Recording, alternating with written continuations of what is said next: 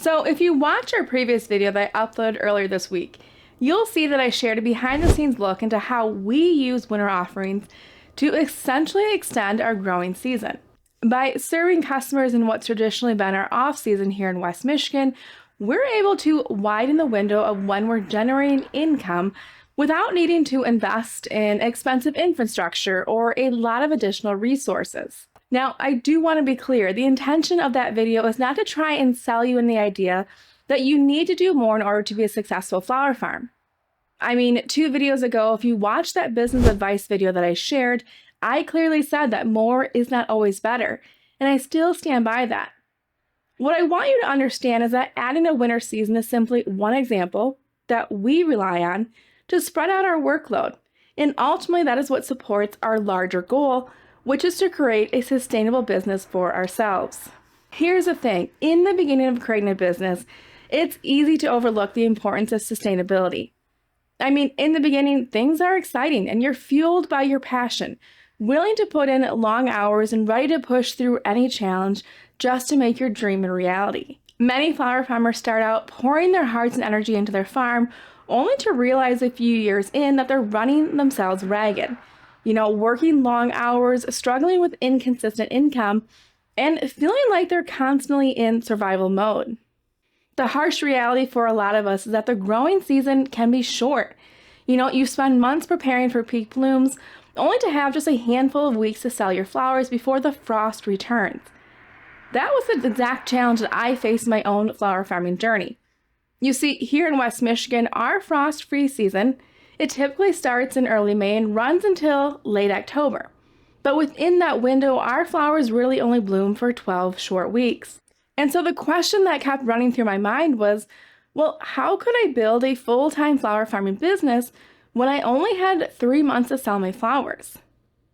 In short, the answer that I came to was season extension. By strategically lengthening my selling window, I was able to create a more balanced, profitable, and sustainable flower farming business. And the whole reason I feel so strongly about building a sustainable business is because I believe it's a key to long-term growth of your flower farm. After all, if you're always working at full capacity, there's simply no room to grow. That's why in this video, I want to not only share what's helped us increase the sustainability of our business, but also give you ideas that you can implement in your own flower farm to ensure its longevity. So if you're ready, let's go.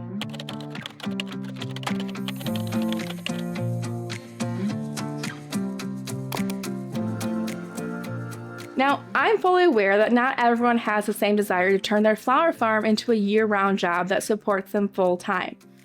Some people may only want their flowers to be a supplement to other income that they're earning, and I think that's great. There's freedom whenever you create a business that you get to define what success looks like for you. I know for me, the more serious I became with wanting to be a full-time flower farmer, the more aware I was of how the growing season often brought with it intense periods of planting, harvesting, and selling, followed by months of downtime in the off-season. This cycle, it created overwhelming labor spikes during the busy months, often causing me to feel exhausted, and it also brought with it droughts in revenue during the slower season. Part of what I love so much about flowers is their seasonality, but in a business setting, that seasonality felt like a huge challenge that I didn't know how to effectively overcome. Like I said in the intro of this video, here in West Michigan, our frost-free growing season often starts in early May and continues until late October.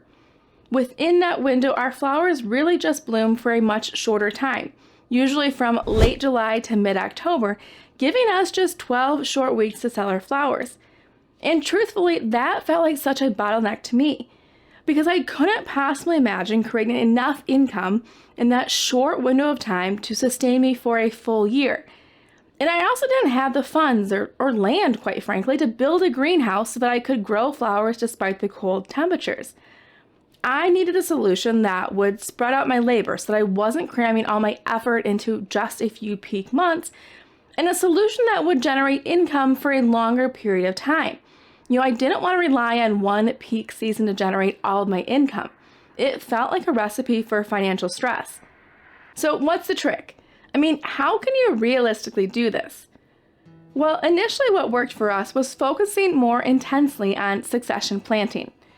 Now, if you're new to flower farming, succession planting can be a difficult concept to wrap your mind around. I actually break down the ins and outs of succession planting in this video here, which I'll link for you in the description box below. But succession planting was really the first step for us, as it allowed us to make the most of our frost-free growing season. Staggering our plantings so that we could experience a consistent flush of fresh flowers blooming from late July to mid-October, it prevented us from having one massive harvest that was short-lived, so we had a longer window to sell our flowers. And succession planting also spread out the work, making our workload more manageable and ensuring that we weren't overwhelmed by labor demands all at once. Once we maxed out the benefits of succession planting, given the space and labor capacity that we had, our next step was to expand beyond the traditional growing season, finding ways to extend our offerings into other times of the year. At first, we lengthened our bloom window by planting hardy annuals. Hardy annuals, they felt like a natural next step for us, meaning that they operate so similarly to warm season tender annuals, which we were already familiar with. The biggest difference was just their planting schedule and their timing. Cool season annuals that thrive under cooler temperatures, things like snapdragons, campanula, and yarrow, to name a few, well, they kept our small farm productive without having to invest in row cover or low tunnels, helping us make the most out of the resources that we already had on hand. We then further expanded our bloom window by again taking advantage of the natural bloom window of other seasonal flowers, namely spring flowering bulbs like daffodils and then tulips. You can kind of sense a theme here. Leaning heavily into seasonal flowers allowed us to work with our climate instead of against it, maximizing what grew best under our natural conditions. This approach not only helped us expand without making large upfront investments, but by growing crops that naturally thrived at different times of the year, like tulips and daffodils in the spring, we were able to balance our workload instead of cramming all of our effort into a single season. Like I said, we focus on daffodils first, and I explain why in this video here, but realize there are lots of other spring flowering perennials that could work for you and your farm, depending on your unique growing conditions. If you haven't yet explored Rachel Siegfried of Green and Gorgeous, her book on growing exceptional perennials and woody plants for cutting is an absolute must-read. She takes a seasonal approach to flower farming with a strong focus on perennials, which has allowed her to naturally reduce labor demands and lower production costs on her farm. Because of her emphasis on seasonality, she provides valuable insight into flowers that thrive in different seasons, making this an excellent resource if you're looking for inspiration on what to grow during specific blooming windows, such as spring like we're talking about now. After expanding our flowering window with seasonal blooms, our next big shift came from expanding upon our definition of what our flower farm could offer. Now, in full transparency, I struggled with this concept at first, because I felt like I wasn't a real flower farm if I wasn't focused solely on flowers. I had a very narrow vision of what a flower farm ought to be, and I wasn't comfortable deviating from that. But my own introduction to flower farming came when I stumbled upon the book Cut Flower Garden by Erin Benzakein. And in her book, Erin had a small section dedicated to specialty pumpkins and gourds. And honestly, that was the permission slip that I needed in order to allow myself to incorporate pumpkins into my own crop plan. Now, understand that pumpkins aren't grown during the colder shoulder seasons, but their long shelf life and strong association with fall make them a perfect product to offer even after a hard frost has taken out our flower garden. So now we sell pumpkins and even potted mums, which gives us a way to keep customers engaged beyond summer and brings in additional revenue later in the year. Extending our window of operation even further into winter, we took the same concept that we used to build our fall season, and we created a winter season that centered around fresh evergreen porch pots and handcrafted winter wreaths. If you're curious what a winter season can look like for a flower farm, check out our last week's video where I shared a behind-the-scenes look into how we make it happen here at Two Sisters. By thinking outside of traditional cut flowers, we found ways to generate income well beyond summer, which has made our business far more sustainable. Now, these are just some examples of options that we've explored and that have made sense for us, but they're definitely not the only way to increase the sustainability of your flower farm. Now, let's look at some other examples. You could spread out your own workload and create more opportunities for income by focusing on dried florals. Fresh flowers may have a short window of availability, but dried flowers can last indefinitely. By harvesting blooms at their peak and properly drying them, you can create things like dried bouquets that offer a long-lasting natural aesthetic, or floral wreaths and wall hangings for home decor. You can create seasonal arrangements and gift sets that can be sold for fall and winter markets, or even DIY dried flower kits for customers who love crafting.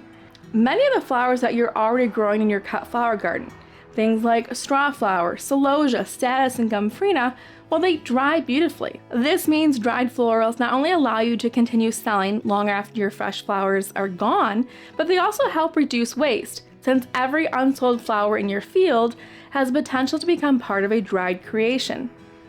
Again, it's a great way to make use of resources that you already have. You're not having to do too much more than simply repurpose flowers that you're already growing. If dried flowers aren't your thing, consider taking advantage of other parts of the flower's natural life cycle. You see, flowers aren't just valuable when they're blooming. Every stage of their life cycle offers an opportunity to generate income. This could look like selling seeds. If you grow open pollinated or heirloom varieties, collecting and selling seeds can be a great way to add an income stream with minimal extra effort. Many flower farmers actually sell seed packets in the winter when gardeners are planning for the next season. Or sell your extra dahlia tubers. Flowers like dahlias don't just produce beautiful blooms during the season, they also multiply underground, which means each year you can divide and sell dahlia tubers to home gardeners or fellow flower farmers wanting to grow those same varieties. And you can even sell fresh or dried pods. For example, flowers like poppies and nigella, they leave behind beautiful seed pods even after they finished blooming. These pods have decorative value and can be sold to florists or crafters, providing another way to extend your farm's offerings. By thinking beyond just the blooms, you can turn your flower farm into a full cycle business. Realize too that flowers aren't the only valuable part of your flower farm. Your knowledge and skills hold just as much potential. Once you recognize the value of what you've learned, you can monetize it during times when flowers aren't in bloom. Many people, they're eager to learn about flower farming, floral design, and gardening, which creates opportunities to turn your expertise into an additional revenue stream. Consider hosting workshops. Teach hands-on classes on topics like seed starting, bouquet making, or growing flowers in small spaces. These can be done in person or online depending on your audience. Or create digital courses or ebooks. If you have valuable flower farming experience, consider packaging it into a paid online course or a step-by-step guide for beginner growers looking to learn from you. And there's also freelancing for florists. Many year-round florists need extra hands during busy seasons, like weddings or the holidays. If you have floral design skills, offering your services as a freelance designer can provide extra income when your own farm is less busy. The key is recognizing that your expertise has value. Whether through teaching, writing, or freelancing, these skills allow you to generate income even when your flowers aren't blooming, helping you build a brand that extends beyond just fresh cut flowers.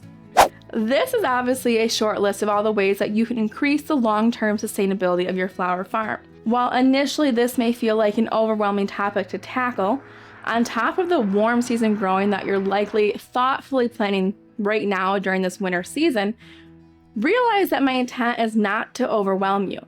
I know firsthand the struggles of building a flower farm off the feelings of burnout, exhaustion, and financial stress. And my goal is to help you see that building a balanced, efficient flower farm is possible and that it's worth prioritizing from the start. Before I started flower farming, I already knew what it felt like to work around the clock. You see, I grew up working on a dairy farm where we worked 365 days a year, holidays included, whether it was blazing hot or bitterly cold. The animals, they always need to be cared for, so there quite literally were no slow seasons and definitely no breaks. So when I started my flower farm, I knew that I wanted something different. I wanted a business that would support me financially without completely taking over my life. A business that would allow me to work for myself full time while still having the flexibility to enjoy the life that I was building. Season Extension made that possible. It allowed me to spread out my workload, increase my income, and build a business that actually worked for me. All this to say that the ideas that I've shared today aren't about doing more. They're about working smarter, spreading out labor and income in a way that makes your business more sustainable for the long haul. Understand too, these changes, they don't have to happen overnight. Everything that we've implemented, from succession planting to expanding into other seasons, well, it was something that we did gradually over several years. This allowed us to grow at a manageable pace, expand our customer base, and ensure there was adequate demand for what we were offering. Remember, sustainability isn't just about growing flowers. It's about growing a business that supports you rather than drains you. So as you plan for the future, I encourage you to think beyond just this season and take small intentional steps toward building a flower farm that thrives for years to come. Okay guys, that is going to be all for me today. Let me know if you found the content in this video helpful by giving this video a thumbs up. And please hit that subscribe button below if you haven't already. As always, I can't wait to see you in the next video. Bye guys.